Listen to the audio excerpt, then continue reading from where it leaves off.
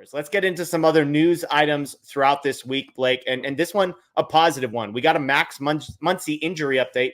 And for the first time in a few weeks, Blake, it was a good injury update.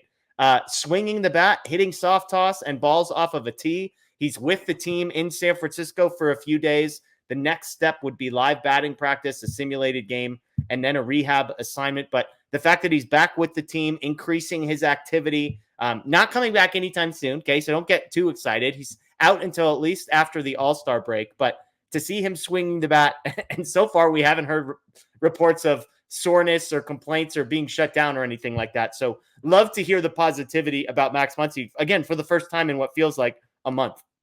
Yeah, I mean, hopefully he can keep it going. We know how tough oblique injuries are and how challenging they are for hitters to get back. Like, we see it all the time. It keeps them out for a few months, and the Dodgers were optimistic at the beginning about him coming back in a week. And of course, we know that didn't happen, and we both said that wasn't going to happen. So I guess maybe we're a little better than the Dodger team doctors there. But yeah, I mean, they need to get Muncy back. It's been brutal at third base without him. Like, their production there has been probably the worst in baseball among any position, I would argue.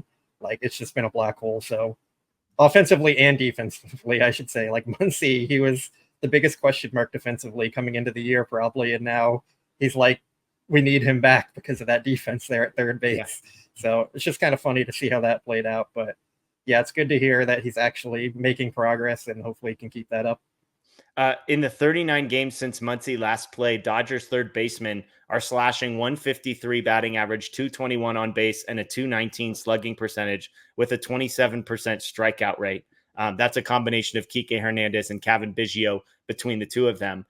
You mentioned the hole at third base. The other news that came out sort of related to this was that there is a guy that the Dodgers have tabbed to play some third base. And it is not Cavan Biggio. Don't worry, Dodgers fans. However, it's also not Andre Lipsius or any number, or Miguel Vargas. It's a guy by the name of Chris Taylor, a guy our own Blake Williams 2 weeks ago hyped up as being back, has sort of since backtracked. But Chris Taylor is going to get some runway at third base, is the report from Dave Roberts. He had a home run today. I tweeted this out. Since June 14th, he's 9 for his last 20 with 2 homers, a double, a triple, and Blake, and he's only struck out twice in the last 2 weeks. I think that's the most unbelievable stat in that whole bunch. So give me your thoughts to Chris Taylor, who, by the way, looked pretty good defensively at third base today as well, I might add. Give me your thoughts on Chris Taylor getting some runway at third base, according to Dave Roberts. Yeah, I mean, I think he's their best option for the position right now. Like, Kike Hernandez and Cavan Biggio are not options there. They should both be off the roster. They should be optioned, would you say? Off the roster and not near this team anymore. But yeah. I mean, Chris Taylor, it's encouraging because he made some swing adjustments that seem to have helped him out. And anytime there's positive stats backed up by an adjustment a player made, it's a little more encouraging than just randomly good weeks here and there. So I do like that side of it. I mean, Chris Taylor also has the historical production behind him. Like, we know what Cavan Biggio is. We know what Kike Hernandez is. Neither of them are good hitters throughout their career, but Chris Taylor actually has like a track record there. So I think that helps a bit with it. And then, like, he's been playing well. The defense plays up there, at least compared to the other guys. Yeah. So, I mean, they don't really have another option at this point. If we're going to complain about Kike's and Biggio's defense, we can't really say go put Lipsius or Vargas there because they can't play defense either. And that's the reason neither of them are either starting or on the club right now. So, I mean, I don't think they really have a better option than Chris Taylor at this moment. And hopefully he can kind of hold down the fort until Muncy comes back. And, I mean, they just need some production there because it's been terrible so far. Yeah.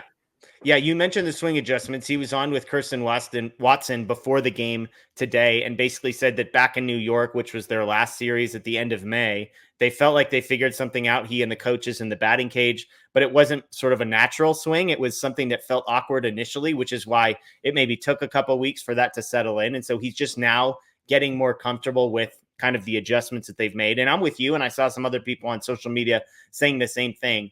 To say Chris Taylor's had a good 2 weeks is kind of like, that's such a small sample size. Who cares?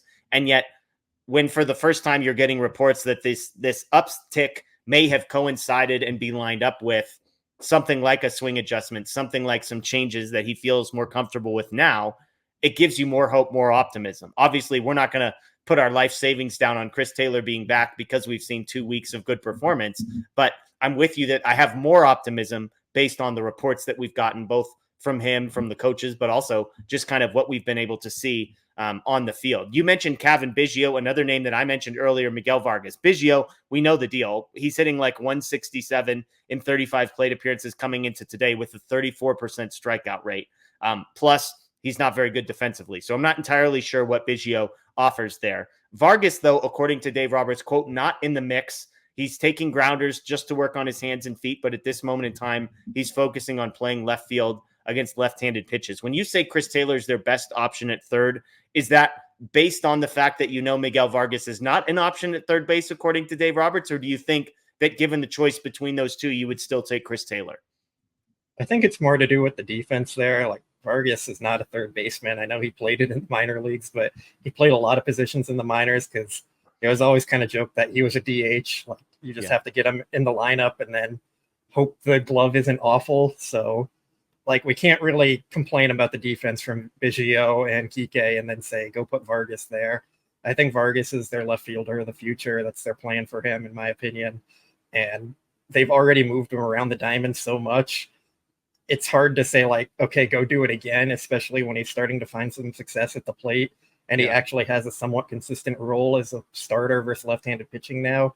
So I think you just kind of have to roll with that. Like, if it was a longer term thing and Muncy was out for the year, then maybe you talk about it. But right now, they just need to kind of tread water. I mean, they have a big lead in the division. They're getting Muncy back. The trade deadline's coming up. So you don't need to go do anything out of the box crazy to get through this time. You just need to wait till you get Muncy back, get Mookie back, maybe get Yamamoto back, and see what comes at the trade deadline. Like, there's no point to messing with the good thing that you have in Vargas in left field right now. Yeah, no, I'm with you. Speaking